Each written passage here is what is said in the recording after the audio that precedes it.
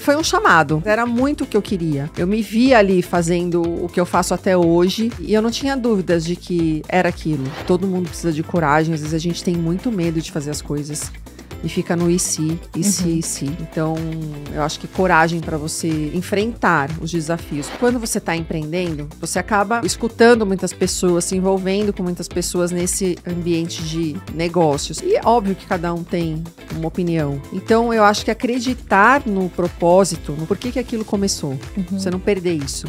Por que eu comecei isso? É fundamental. Muitas vezes eu já mudei coisas dentro da Lulu, ouvindo a aluna, ouvindo o público. Tem coisas que eu recebo e falo, caramba, é verdade, a gente pode fazer dessa forma, por que não?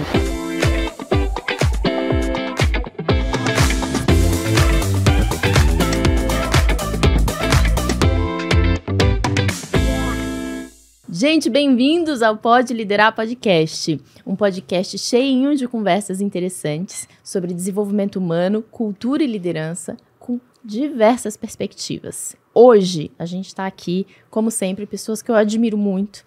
É uma pessoa do ambiente que hoje é um ambiente de esporte, mas ela vai contar um pouco da vida regressa, da vida passada dela, que é a Gisele Gasparotto, que é a fundadora do Lulu 5, que hoje é Lulu Ciclismo, e é a assessoria onde eu comecei a treinar e treino até hoje. Então, queria agradecer a tua vinda e a tua disponibilidade de estar aqui batendo esse papo com a gente sobre a sua história, enfim.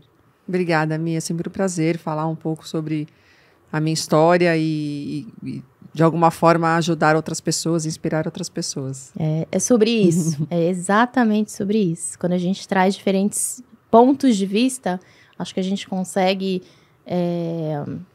até simplificar um pouco conceitos que as pessoas acham que são muito complexos. E, na verdade, às vezes dentro é uma autenticidade, é uma forma de você encontrar a sua forma de fazer. E é muito sobre isso que a gente vai falar. Mas antes, eu tô curiosa, mas muito curiosa, sobre a sua vida passada. Antes do ciclismo, conta tudo. Como é que foi? O que você fazia? Como você LDL, se viu? né? Antes da Lulu, depois da Lulu. É bem curioso, porque eu cresci, me desenvolvi no mundo corporativo. Estudei, né? Fiz administração. Antes da administração, ainda fiz química. Meu sonho era ser química. E não sabia muito bem como começar. E eu achei que, na verdade, a vida foi me levando, né, por alguns caminhos. E eu fui seguindo esses caminhos que a vida me levou. Então, eu acabei conhecendo os executivos de seguros que precisavam de alguém para ajudá-los. E eu, com 17 anos, comecei a trabalhar com eles como recepcionista. E aí foi quando eu comecei a pensar que eu poderia fazer administração, que até então eu nem pensava nisso, em fazer esse curso, né, faculdade de administração de empresas. E aí acabei fazendo, me formei e fui me desenvolvendo dentro da empresa de seguros. Fiquei 20 anos lá. Foi praticamente meu primeiro e único emprego. Onde eu fiquei esses 20 anos e foi muito legal, eu cresci muito, aprendi muito com como lidar com pessoas, principalmente, porque eu acho que no fundo é isso, né? Como a gente lida com as pessoas e com o ambiente que a gente está. Em qualquer situação, em qualquer trabalho, né? E aí eu fiquei esse tempo todo lá, me desenvolvi, acabei ficando sócia deles, né? Depois de alguns anos. E achei que a minha vida fosse terminar entre aspas ali, né? Que seria uma coisa muito, tipo, me via velhinha lá, trabalhando com seguros, atendendo cliente. Mas aí eu conheci o esporte ciclismo. Como foi que você conheceu? Foi de uma forma totalmente lúdica, assim, porque na verdade, eu nunca pensei no esporte ciclismo. Antes do esporte, eu pensava na mobilidade. No passeio no parque, no final de semana. Então, eu estava com uma relação bem difícil com São Paulo, por causa do trânsito. Eu morava muito longe do meu trabalho. E eu perdia horas no trânsito. E aí, um dia, eu resolvi, do nada, assim, tipo, deu um estalo. Uma conhecida minha que morava no meu condomínio já fazia isso, ela já ia trabalhar de bicicleta. E quando ela me falou, eu achei aquilo o máximo. Foi ela que me inspirou, na verdade, acho que ela nem sabe disso. Ela ia dar aula de bicicleta na faculdade, e aí eu falei, nossa, que legal. Andar de bicicleta poderia conciliar um monte de coisas, né? O deslocamento, que você economiza um tempo, e ainda fazer uma atividade física que eu sempre fiz, eu sempre fui super atleta, vamos dizer assim, natação, boxe, mas não estava encontrando muito tempo ali naquela rotina caótica que eu estava vivendo. E aí eu resolvi, comprei uma bicicleta do nada, sem conhecimento nenhum, e comecei esse processo de me adaptar. Só que é uma coisa a expectativa, outra coisa é a realidade, né? Porque quando você imagina aquilo que você quer, você imagina dando tudo certo. Só que é muito difícil, né? Você trocar o carro pela bike. É muito difícil, não é simples. Eu não vou romantizar aqui e falar, não, é tranquilo. Não é, porque você tem que acordar mais cedo, você precisa se organizar em relação à roupa, porque você tem que chegar, tomar banho, se trocar, não dá para você ficar o dia inteiro suada, né? A roupa que você pedala não é a mesma roupa que você trabalha, na maioria das vezes. E como o meu deslocamento era grande, não tinha ciclovia, eu suava muito, né, para chegar no trabalho. Então, eu tive que passar por um processo, assim, de muita adaptação e eu tinha que querer muito.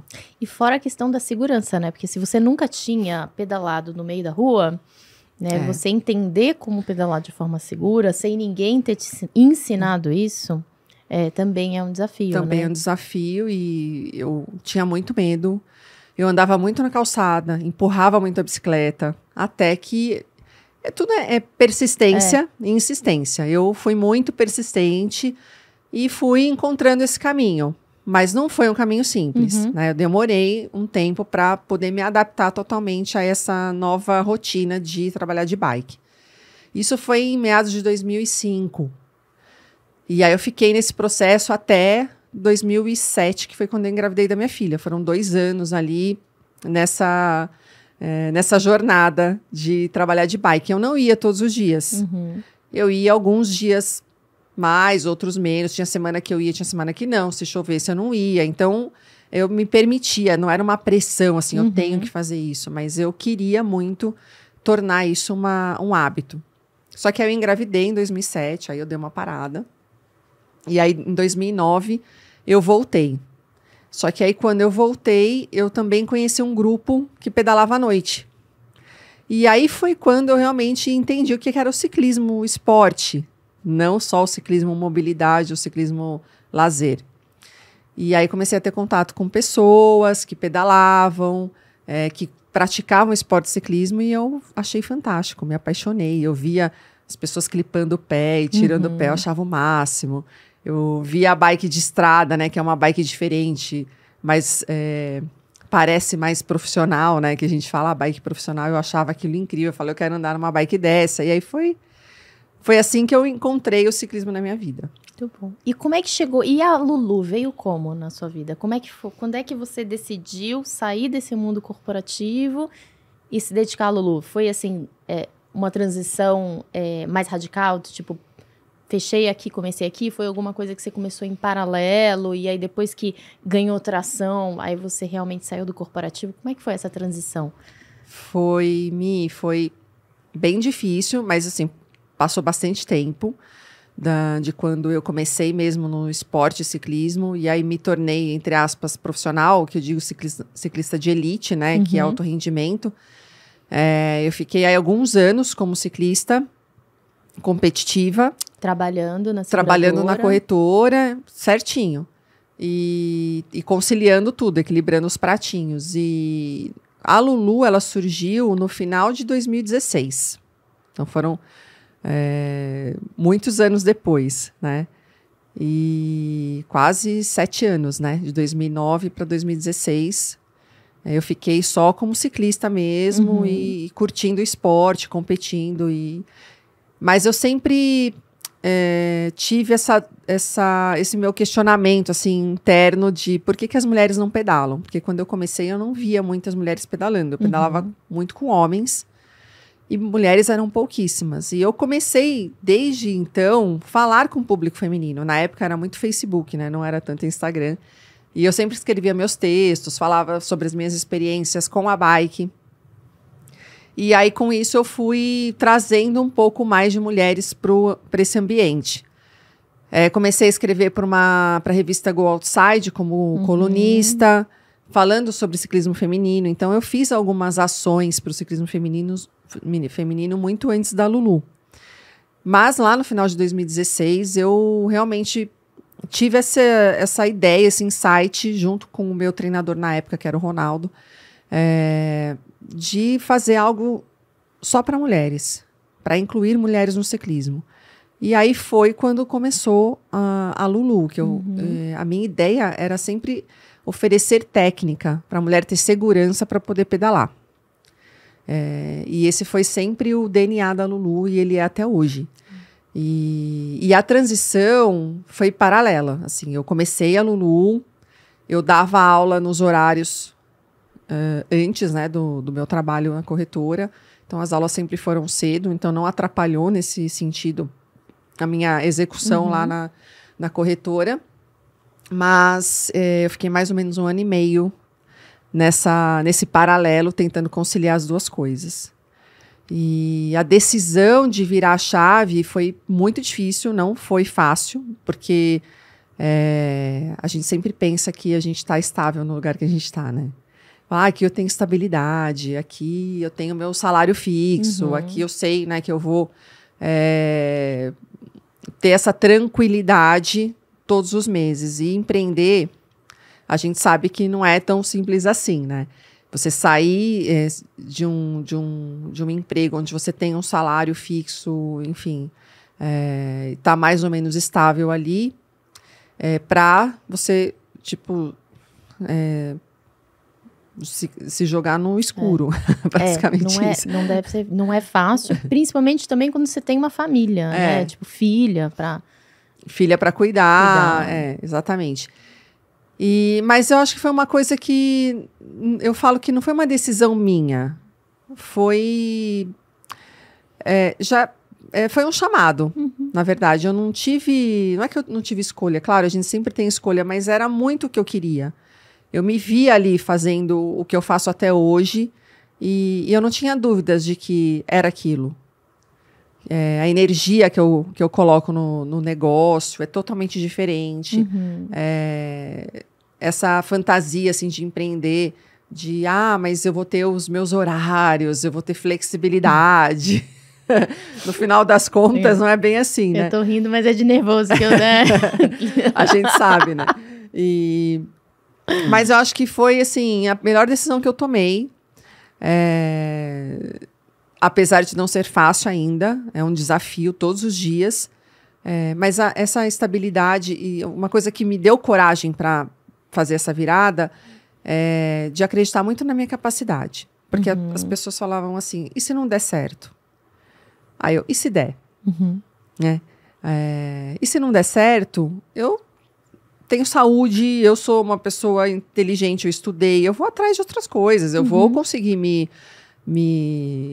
recolocar, sabe? Eu comecei a ter essa confiança em mim de que eu tenho outros caminhos, não é o único, se não der certo. Então, isso eu sempre tive muito forte dentro de mim. Eu falo, não, tá tudo bem, se não der certo, vamos buscar outra coisa e vamos atrás de outra coisa. Então, isso me deu muita coragem.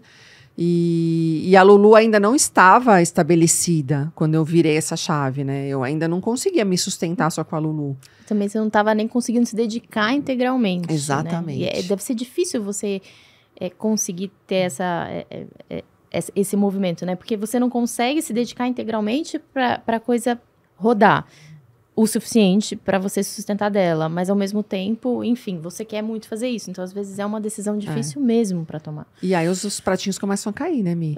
Porque você não consegue, você quer se dedicar ao seu negócio, mas você tem uma outra responsabilidade, que é com o trabalho, que eu também já não estava entregando 100%, né?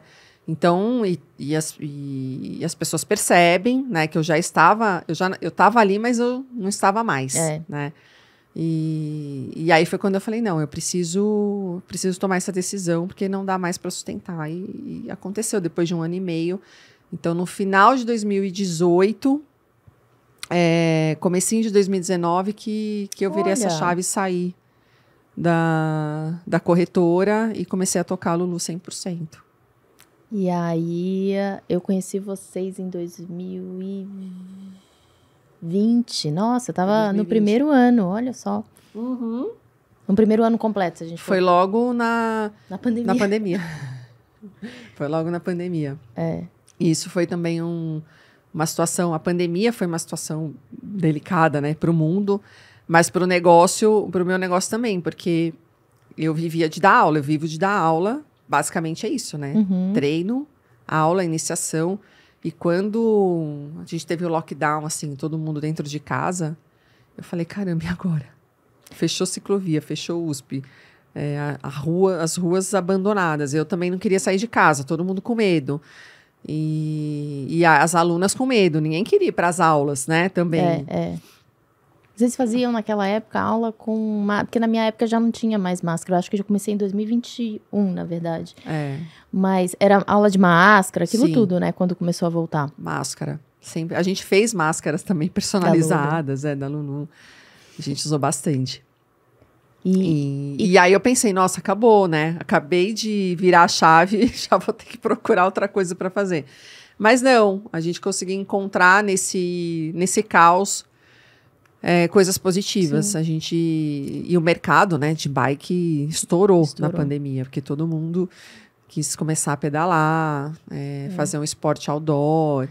Bicicleta e beach tênis foram 2 esportes que foram muito impulsionados, né, nesse momento. Verdade. Porque era um ar livre e dava muita liberdade, né? Como é que, o que de você como empreendedora, assim, você percebe hoje que foram características cruciais para você lidar com esse desafio e surfar essa onda, se a gente pode colocar assim? Eu aprendi muito, eu era uma pessoa que eu me cobrava demais. E antes eu não me permitia errar, eu odiava errar. Eu falava assim, não, putz, eu me culpava muito, assim. E me consumia pelo erro. E quando a gente empreende, a gente erra muito. Então eu comecei a ser mais generosa comigo, nesse sentido de, tá tudo bem se eu errar, vamos corrigir. Tá tudo bem se não der certo isso que eu tô pensando, mas pelo menos a gente tenta, né? E a gente vai traçando novos caminhos. Então, eu acho que eu comecei a ser mais generosa com o erro meu e dos outros também. Coragem, eu acho que todo mundo precisa de coragem. Às vezes a gente tem muito medo de fazer as coisas e fica no e se. E isso é uma coisa que eu não tenho. Mais, já tive, hoje eu não tenho mais. Então, eu acho que coragem para você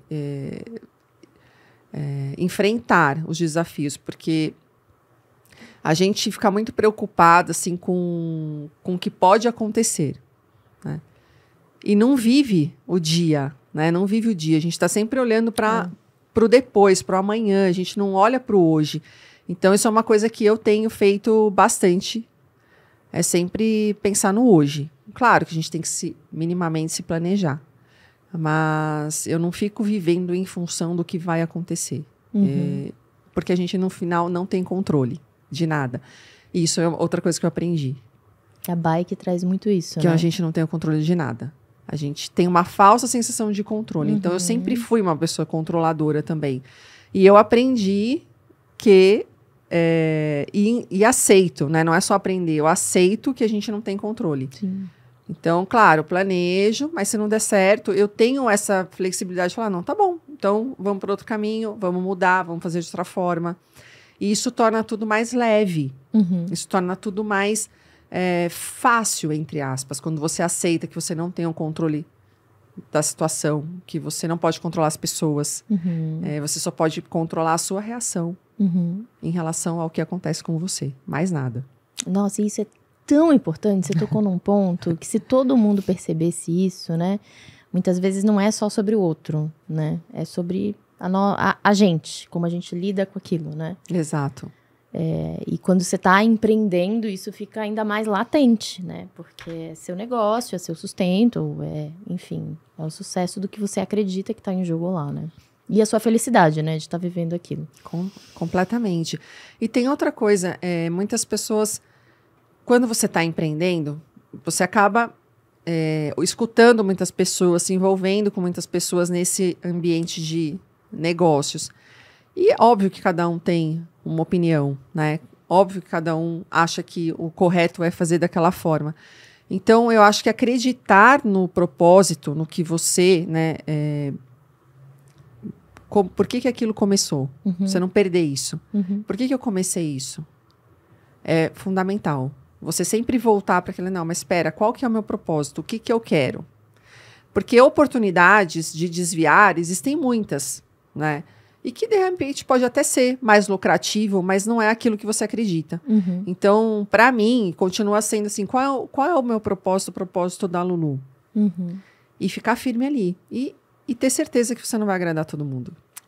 Ter certeza que você vai desagradar muita gente. E paciência, né? A gente não tem como agradar a todos nunca. Então, isso também foi uma libertação para mim. Que quando você está trabalhando em uma empresa, para alguém, você tem um chefe, né? Um gestor, um chefe, como a gente quiser chamar. Quando você está empreendendo, você tem um monte de gente que está avaliando o seu trabalho, né? E todo mundo vai ter uma opinião. E todo mundo, enfim, nunca a gente vai agradar todo mundo, né? E muitas vezes a opinião das pessoas é baseada na ponta do iceberg. Então, são opiniões superficiais do que ela acha que é bom, na verdade, para ela, não para a empresa, com base nas informações que ela tem. E às vezes as informações que a pessoa tem não são informações profundas sobre o negócio, sobre a forma. Então, fica fácil, né, falar o que deve ser feito, mas existe realmente... se a pessoa se aprofunda e entende como é o negócio e vai ali para a base do iceberg, pode ser que ela mude de opinião. Então, eu sou muito aberta, apesar das pessoas às vezes terem um pouco de receio de falar comigo, mas eu sou muito aberta para feedback. Muitas vezes eu já mudei coisas dentro da Lulu, ouvindo a aluna, ouvindo o público, e eu acho que é válido, sabe? Tem coisas que eu recebo e falo, caramba, é verdade, a gente pode fazer dessa forma, por que não? Então, eu não tenho essa vaidade de, não, só o que eu penso é certo e eu não vou mudar nunca. Não, se eu precisar mudar alguma coisa para atender a maioria do meu público, eu vou mudar, sem problema nenhum. O que não dá é para você querer mudar para atender e desagradar todos os outros, ou se prejudicar o seu negócio para agradar a maioria. Então, acho que tem que ter um equilíbrio aí nessas decisões. E eu fico pensando no modelo de negócio, né? Porque você tem... uma assessoria de ciclismo, então tem aula técnica, mas ao mesmo tempo é uma gestão de comunidade que vocês fazem mesmo, né? Sim. E quando é uma assessoria técnica, é uma coisa mais, na minha cabeça, assim, pensando agora, uma coisa mais, você entra, você ensina, você sai. Como é uma comunidade, as pessoas, a gente realmente faz amizade lá dentro, né? É uma coisa assim que transcende, as pessoas levam amizades para a vida daquele lugar, né? E aí, quando vira uma comunidade, a gente também se sente amiga. E aí, nesse caso, aí todo mundo quer opinar, né? Faz parte. E me se sente um pouco dona, e eu acho isso incrível. Eu acho que dá pra ver que é genuíno, que é uma coisa assim, eu quero ajudar, né? E tem muita coisa que você faz trazendo as pessoas para opinar. Isso eu acho interessante, né? Porque você tem um modelo, eu não sei das outras assessorias que eu comecei com vocês e tô só com vocês desde então, mas você tem um modelo tradicional de empresa, né, que você fala assim, é assim. E você tem um modelo mais democrático, que aliás o último papo foi sobre liderança democrática. Que assim, o que vocês acham? Vamos fazer juntas? E você vê que tem um monte de gente da Lulu que quer fazer parte, que se engaja de uma forma assim, colaborativa mesmo, sabe? É bem interessante. Foi intencional ou foi uma coisa que você percebeu e aconteceu por causa do seu estilo de gestão, assim? Não, acho que é o meu estilo mesmo, de ouvir as pessoas. Desde que eu fundei a Lulu, eu ouço muito as pessoas. Então, desde o início, assim, várias alunas me ajudaram, seja no marketing digital, Muitas do trabalho desenvolvido dentro da Lulu foi através de alunas. Muito. Eu percebo isso. Tenho várias consultoras que me ajudaram desde o início a montar esse modelo. Ninguém faz nada sozinho mesmo, né? E eu sempre fui muito aberta para um negócio novo. Eu não sabia empreender, né? Eu nem sei se... eu acho que é meio que natural, né? Eu não sei nem se isso se ensina, né? Porque eu acho que tem que ter muito... Sim, tem, lógico, a teoria, mas eu acho que tem muito da essência da pessoa também, né? Da personalidade. Eu tinha muita vontade. Eu tenho uma liderança nata, mas eu não sabia muito bem como fazer aquilo. Eu tinha vontade. Então, eu ouvia muitas pessoas e comecei a executar muitas das coisas que as alunas me passavam. Assim, que tinha algumas que eu conversava mais, que eu tinha mais confiança e dividia mais, trocava mais. E isso foi acontecendo e, de certa forma, acontece até hoje. Isso eu vejo na prática, assim, acontecer assim. E falando de desenvolvimento das pessoas agora, aí do que eu te conheço, eu vou falar do que eu te conheço, você me ajusta se eu estiver equivocada. Mas você faz um desenvolvimento de atletas também, né? Que você tem o time da Lulu profissional, né? Competitivo. Como eu chamo esse time? Lulu Team. Lulu Team. Que é competitivo, profissional mesmo, né? E você tem as alunas, como eu, que falam assim, eu vou aprender a... E é engraçado que quando eu falei lá em casa, não pro meu marido que já pedalava, mas pros meus pais um dia, não, porque eu vou fazer aula de bicicleta, de ciclismo. Mas, Milena, você não sabe pedalar? Eu falei assim, não, então é que é diferente. Como assim é diferente? Aí eu tive que explicar tudo. Não é só subir na bike e girar a perna? Exato. Mas, Milena, eu te ensinei quando você era pequena. Eu falei, não, veja bem. Mas o ponto é, pessoas que não são atletas. E aí, são pessoas que acordam às 4h30 da manhã para treinar às 5, mas que não são atletas. E num esporte que a gente sabe que é de risco, né? Qual a diferença de técnica mesmo, sabe? Para você desenvolver uma pessoa que é amadora e uma pessoa que é profissional. Se tem uma diferença de técnica ou não. Pode ser que nem tenha. Não tem. Não tem uma diferença, até porque o profissional, principalmente no ciclismo, ele começa como amador, né? Então, uns começam muito cedo, outros começam mais tarde, mas todos têm que passar pelo mesmo processo em relação à técnica, de entender e de fazer a bike virar parte do seu corpo, porque no fundo é isso, né? A bike tem que ser uma extensão do seu corpo, é como se fosse um outro membro. E para fazer isso, a técnica é a mesma. São anos de dedicação e de horas que a gente fala em cima da bike, horas de selim. Claro que se você tem alguém que te oriente, fica mais fácil, né? Porque você comete menos erros.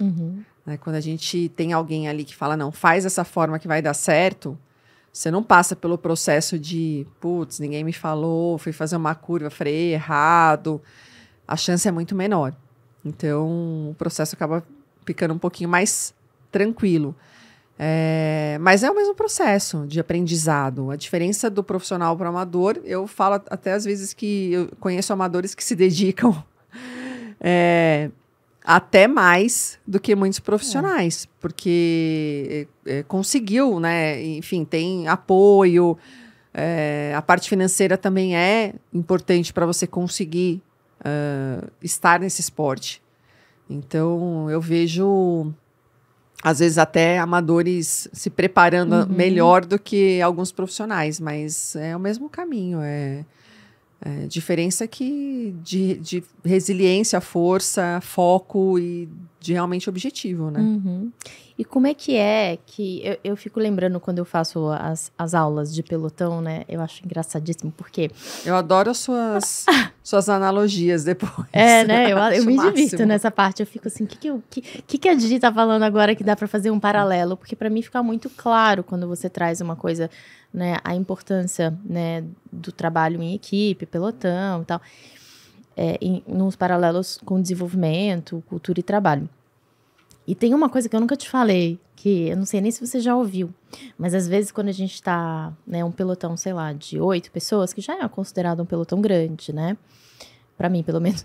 E acontece alguma coisa, sei lá, a pessoa tá lá na frente, freia, ou não avisa o buraco, ou para muito rápido, ou descola muito rápido, e aí de repente vem você que tá lá atrás, aí você vem assim, tá, de repente passa todo mundo, aí a gente fala assim, ih, já vai agir, lá vai dar bronca. Meninas, o que aconteceu aqui? Porque eu acho que é isso, né? Você chega lá, que eu vejo, que eu acho interessante, você chega lá, você percebe, você dá a orientação clara, você observa, você tem um time de professoras, né, dentro da Lulu, que também tá olhando, tá? E a responsabilidade de vocês, que vocês ficam o tempo todo olhando, olha, o que aconteceu aqui? Porque não é para fazer isso, é um esporte, né, de risco, a gente sempre fala. E quando eu vejo você, assim, disparada, reta, eu vejo que você tá, assim, focada em eu preciso ensinar o que elas têm que fazer, tanto para performar, quanto para segurança, quanto para todo mundo aproveitar o treino, que também tem esse componente, né? Como é que você fica lá como é que é a tua dinâmica? Fala pra mim, como é que é a sua dinâmica no treino? Vamos pegar o treino de técnica. Como é que você se organiza pra estar lá? Ô, Mi, eu acho que durante todos esses anos eu desenvolvi um olhar técnico muito apurado, assim, é muito rápido, que eu vejo uma diferença ali, ou um posicionamento errado, ou uma variação de velocidade alta. Então, nas aulas, às vezes as pessoas falam, ela é muito séria, mas na verdade é muita concentração. Uhum. Porque eu entendo e eu tenho para mim que é um esporte de risco. E tá todo mundo ali, no final do dia, indo se divertir, né? Fazer força, pedalar, mas assim, é um momento de... descontração também. Sim. Você vai encontrar as amigas, você quer conversar, você quer fazer o esporte, você quer fazer força, mas é um hobby para a maioria ali, né? Não é um trabalho. Então, vocês estão ali naquele momento de descompressão, né? Vamos dizer assim. E isso é muito bom, só que ao mesmo tempo precisa trazer essa realidade do risco do esporte, né? Porque todo mundo depois ali tem que resolver os problemas familiares, tem que pagar conta, tem que cuidar dos filhos ou tem que trabalhar. E se você cai por uma bobeira, isso pode estragar, né, a sua programação, o seu planejamento. Então, eu tenho uma postura mais firme, de fato, mas porque eu já vivi muito, já vi muita coisa acontecer nesses 15 anos. Então, quando eu vejo muitas conversas dentro do pelotão, né, as pessoas conversando, e isso é desatenção, traz a desatenção. E aí pode acontecer numa dessas de não avisou, a outra não viu, caiu, como já aconteceu algumas vezes. Que é aquilo que eu falo, quando você está com várias pessoas no pelotão, você não é responsável só por você, você é responsável por todo mundo. As suas ações refletem nas outras pessoas. Então, a gente precisa também ter essa consciência. E é isso que eu tento trazer. Então, quando eu estou na aula, eu estou o tempo todo pensando nisso. Mais na segurança, principalmente na aula de técnica, na segurança dos movimentos de cada uma, do que propriamente na performance ou no quanto ela vai entregar no treino. Estou muito mais atenta ali aos carros, aos ônibus, a tudo que está acontecendo de forma muito consciente e responsável. E é isso que eu tento levar para as alunas, porque eu acho que tem hora para tudo, né? Sim. Tem hora para você se descontrair, tem hora para você relaxar, mas não é em cima da bike. Em cima da bike a gente tem que estar o tempo todo ali firme, concentrado, porque a gente nunca sabe o que pode acontecer. Pode passar um carro, pode atravessar uma capivara no meio da pista, enfim, muitas coisas que a gente não controla podem acontecer e a gente tem que estar atenta para saber o que fazer nessa hora. É verdade. E tem o contexto também que na bike, rápido, não tem como falar... Fofo. Não tem como falar fofo, né, Mi? Por favor. Não tem como falar fofo, não tem como. Você tem que sim ser educada, que é o que você mas tem que ser bastante assertiva, né? Tipo, meninas, não pode, olha, isso aqui, mas por que você tá assim? Olha pra trás, não. E a gente vê essa responsabilidade, essa preocupação genuína, sabe? Com essa segurança, que é uma das características, né, entre muitas, mas uma das características que eu vejo muito de vocês, assim, da Lulu, a gente vê um cuidado em, de fato, ensinar o pelotão. Tanto que, às vezes, quando eu pedalo sem o pelotão da Lulu, você percebe quando as pessoas não sabem andar em pelotão. Nossa, assim. as alunas sempre falam isso. Muitas, até as mais antigas falam exatamente isso que você fala. Nossa, eu fui no pelotão e, nossa, eles não sabiam andar. E aí você começa a ver assim, ixi, essa roda eu não posso seguir, porque é a minha segurança também que tá em risco. E às vezes, quando você tá andando sozinha, o ensino de vocês e a técnica, eu acho que ele é tão eficiente para explicar, para intervir na hora certa, para, enfim, fazer os desafios. Enfim, a gente pode falar disso também. Vamos. Que às vezes a gente tá sozinha, não tem ninguém atrás da gente, a gente tá assim, né? Olha o buraco, olha um quebra-mola. Eu faço isso direto, Mi. Às vezes a gente tá no carro, né? A gente faz assim. A pé eu já fiz. Apontei buraco. Não, muito louco.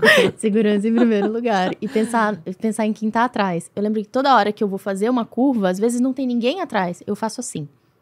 Porque é a minha segurança e a segurança do outro, né? Sim. Me conta, como é que você vê agora esses desafios pontuais que vocês fazem?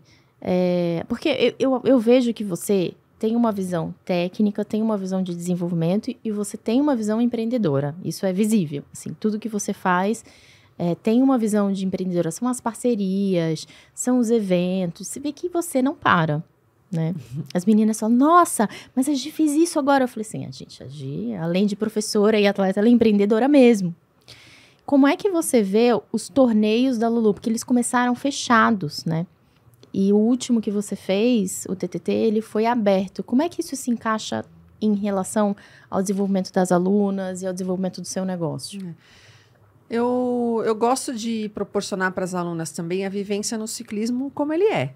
E é isso, a gente não pode deixar as alunas numa redoma de vidro e achar que vai ser sempre tudo assim, né? Você mesma deu o seu depoimento que quando você vai em outros pelotões, você percebe alguma diferença ali de técnica. Eu acho que essa troca é muito importante, né? Até para vocês, alunas, né? As alunas poderem realmente se comparar, né? Nossa, mas tecnicamente eu sou melhor, talvez nem tanto na força, mas tecnicamente eu desço no drop. Tem muitas alunas que não descem no drop, que é aquela pegada baixa, né? Para quem não sabe. Eu faço curva sem tirar o pé do pedal. E começar a perceber o quão importante é você saber técnica e você ser técnica no ciclismo. Então, acho que essa troca de experiências de alunas e não alunas é muito importante.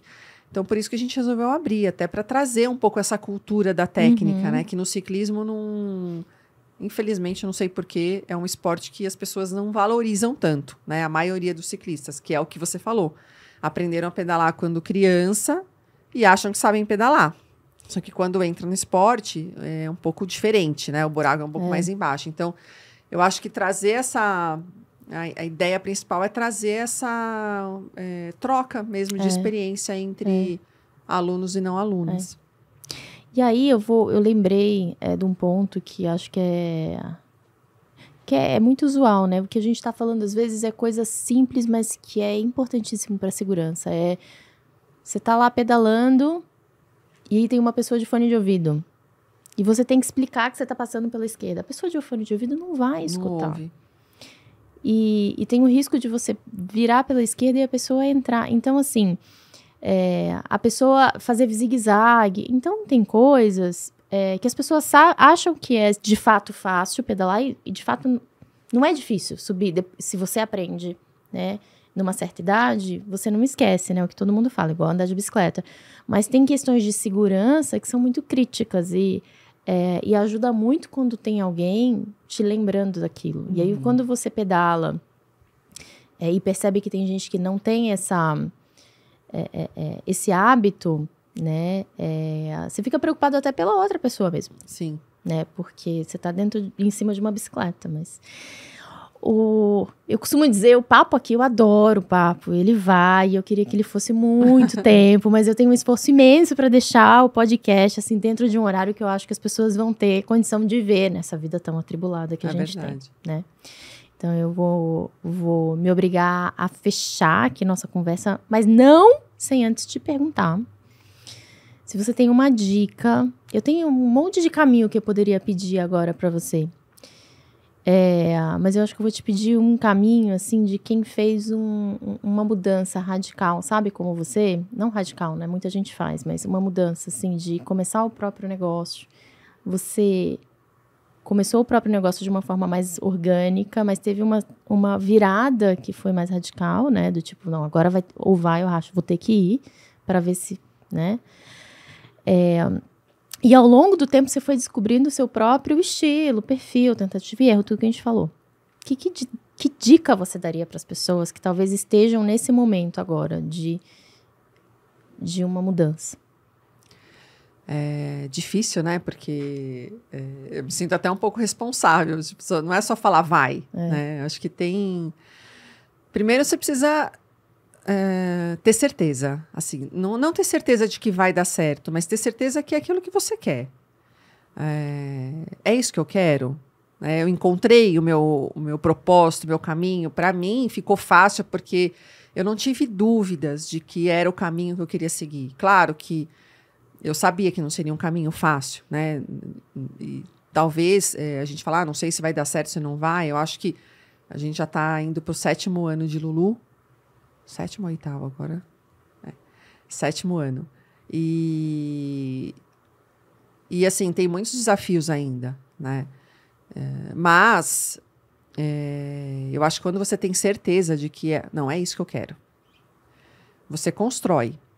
E você tem que construir dessa forma. Então, acho que a primeira coisa é ter certeza do que você quer para você. Depois, ir construindo esse caminho. Uhum. Tendo certeza de que não vai ser fácil. Porque, às vezes, a gente também se ilude um pouco, né, nesse caminho. Falar, não, porque é aquilo que eu falei. O que a gente imagina, muitas vezes, não é aquilo que acontece no dia a dia. Tem muitos obstáculos ali para você... saltar todos os dias. Muito buraco na pista, né? Muito buraco na pista, você tem que desviar, exatamente. Mas eu acho que você tem que ter coragem. Eu coloco muito a coragem numa dessas dicas aí, porque que a coragem, na verdade, não é a ausência do medo. O medo, ele existe, né? Você falar, não, eu tenho medo, mas eu vou mesmo assim porque é isso que eu acredito. Uhum. E ter pessoas que você confie do seu lado, ter pessoas que você possa trocar, experiências. E principalmente, eu acho que para o empreendedor, ele precisa ter uma característica que para mim é fundamental, é a humildade. Uhum. Assim, eu não sou capaz disso. Eu não sou especialista nisso, então eu vou procurar alguém que seja. Uhum. Né? Eu vou buscar ajuda. Essa humildade que eu digo, assim, de falar, tudo bem, eu não preciso saber tudo, né? E eu aprendi isso, eu não preciso saber tudo. Tem coisas que eu não sei, eu falo, gente, eu não sei como fazer isso, alguém me ajuda? Você conhece alguém que sabe? Né? Eu tô com um desafio agora na iniciação, né? Porque aquele boom da pandemia já deu uma acalmada, não é todo mundo. Antes a gente tinha fila de espera na iniciação. Hoje a gente já tem que ficar cavocando ali. Então, eu preciso de ajuda. Como que a gente pode resolver isso? Eu não tenho vergonha de falar, olha, não sei fazer, alguém me ajuda. Então, acho que isso para um empreendedor é muito importante. Você saber que você não vai acertar sempre, você não vai saber tudo e que você pode, sim, deve buscar ajuda de outras pessoas que vão saber mais que você em algumas coisas. E é isso, tá tudo bem, é uma troca. É verdade, é verdade. Né? E você sabe que essa parte da humildade tem aparecido em quase todas as conversas. Se não for todas, mas quase todas as conversas. É mesmo, que legal. Muito bom. Gi, obrigada de coração por você ter vindo. Ai, adorei. Essa caneta é sua. Ai, amei. Para você. Eu amo canecas. É gostoso, né? E de verdade, de coração, um prazer estar aqui com você. O prazer é meu. Gente, o Pode Liderar podcast de hoje foi esse, com a sensacional Gisele Gasparotto. Tudo o que ela tem conquistado no ciclismo e no ciclismo feminino. Tá cheio de outras pessoas com histórias inspiradoras de desenvolvimento humano, cultura e liderança. Então eu te espero na próxima. Até logo!